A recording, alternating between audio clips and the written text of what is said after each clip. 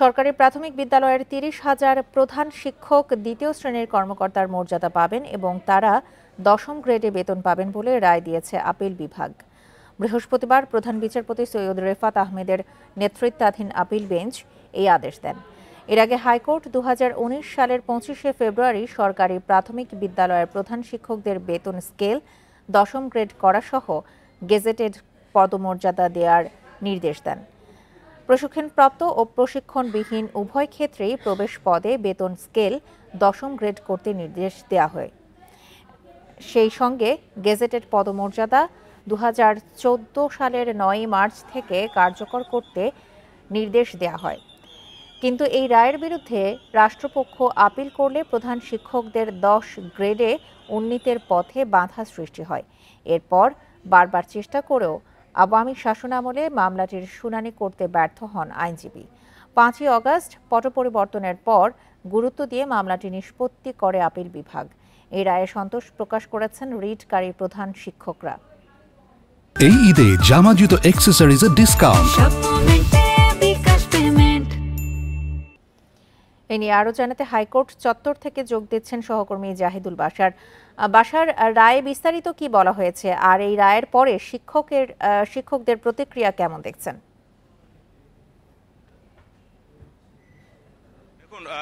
প্রাথমিক শিক্ষকদের গুরুত্ব বাড়ানো, মর্যাদা বাড়ানো নিয়ে বিভিন্ন সময়ে নানান আলোচনা দাবি উঠলেও আসলে শুধু এটি মুখেই ছিল। মূলত তাদের যে বেতন কাঠামোর জায়গাটিতে, পদমর্যাদার জায়গাটিতে, সেই জায়গায় কিন্তু সবসময় তারা অবহেলিত ছিলেন এবং দীর্ঘদিনের আন্দোলনের পর ২০১৪ সালে তৎকালীন সরকার, আওয়ামী লীগ সরকার কিন্তু তাদেরকে দ্বিতীয় শ্রেণীতে উন্নীত করে ঠিকই, এবং সেই সময় আপনি জানেন যে ২০১৪ সালের মার্চে মন্ত্রণালয় থেকে প্রজ্ঞাপনও জারি করা হয় তাদেরকে দ্বিতীয় শ্রেণীতে উন্নীত করে। কিন্তু মুশকিল হলো তাদের বেতন কাঠামো দ্বিতীয় শ্রেণীর মতো হয়নি। অর্থাৎ তারা ১১ এবং ১২তম গ্রেডেই বেতন পাচ্ছিলেন। অর্থাৎ ১১তম গ্রেডে বেতন পাচ্ছিলেন যারা প্রশিক্ষিত প্রধান শিক্ষক তারা, এবং যারা অপ্রশিক্ষিত প্রধান শিক্ষক তারা ১২তম গ্রেডে বেতন পাচ্ছিলেন। কিন্তু তাদের হওয়ার কথা ছিল সবারই দ্বিতীয় শ্রেণীর, অর্থাৎ সরকারি চাকরিজীবীদের এখনকার দ্বিতীয় শ্রেণীর যে গ্রেড, অর্থাৎ দশম গ্রেডে তারা বেতন পাবেন ১৬,০০০ টাকা বেতনে। কিন্তু সেটি প্রাইমারি শিক্ষকদের প্রধান শিক্ষক যারা, তারা সেটি পেতেন না। এই নিয়ে তখন তারা দুটি রিট আবেদন করেন এবং তারপরে হাইকোর্ট সেই রিট এবং রুল নিষ্পত্তি করে তাদের পক্ষে রায় দেন। অর্থাৎ তাদেরকে গেজেটেড কর্মকর্তা হিসেবে মর্যাদা দিয়ে তাদেরকে দ্বিতীয় গ্রেডে অর্থাৎ দশম গ্রেডে কিন্তু তাদের বেতন নির্ধারণ করতে হাইকোর্ট রায় দিয়েছিল। তারপরে তার সেই রায়ের বিরুদ্ধে আপিলের ডিভিশনে, আপিল বিভাগে আপিল করতে যায় রাষ্ট্রপক্ষ, কিন্তু সেটি শুনানি হয়নি। যেমনটি আপনি খবরে বলছিলেন, আজকে প্রধান বিচারপতির নেতৃত্বে আপিলের পূর্ণাঙ্গ বেঞ্চ কিন্তু সেই রায়টি দিয়েছে এবং বলেছে সেই ২০১৪ সালের মার্চ থেকে তাদের এই পদমর্যাদা কার্যকর হবে। কেন এটি দেওয়া হয়েছে? কারণ সেই সময় ২০১৪ সালের মার্চে প্রজ্ঞাপনের মাধ্যমে সরকার তাদেরকে দ্বিতীয় শ্রেণীর পদমর্যাদা দিয়েছিল। সেই দ্বিতীয় শ্রেণীর পদমর্যাদা ঠিক রেখে বেতন কাঠামো দশম গ্রেডে গেজেটেড কর্মকর্তার যে বেতন, সেই বেতনে তাদেরকে কিন্তু বেতন দিতে বলা হয়েছে।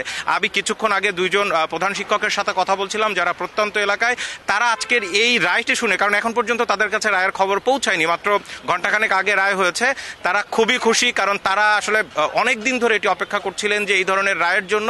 আজকে তারা বলছেন যে তাদের পদমর্যাদা যেমন এসছে, তাদের যেই বেতন কাঠামো সেটিও তারা পাচ্ছেন। তারা সরকারকে ধন্যবাদ জানিয়েছেন। একই সাথে তারা বলছেন যে এই ধরনের বৈষম্য যাতে না হয়। কারণটি এই জন্য, কারণ হচ্ছে বাকি সরকারি সবগুলো দপ্তর, শুধু সরকারি না, স্বায়ত্তশাসিত অন্যান্য যত প্রতিষ্ঠান আছে যারা সরকারি বেতন কাঠামোতে চলে, সেই কাঠামোতে সবাই যারা দ্বিতীয় শ্রেণীর রয়েছে তারা কিন্তু দশম গ্রেডে বেতন পান। শুধুমাত্র এই প্রধান শিক্ষকরা যারা দীর্ঘদিনের আন্দোলনের পরে দ্বিতীয় শ্রেণীতে উঠলেন ঠিকই, কিন্তু তাদের বেতনটি দ্বিতীয় শ্রেণীর মতো হয়নি।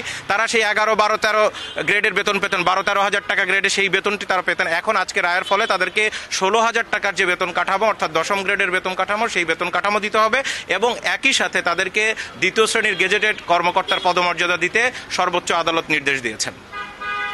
হাইকোর্ট চত্বর থেকে বিস্তারিত জানাচ্ছিলেন আমাদের সহকর্মী জাহিদুল বাশার।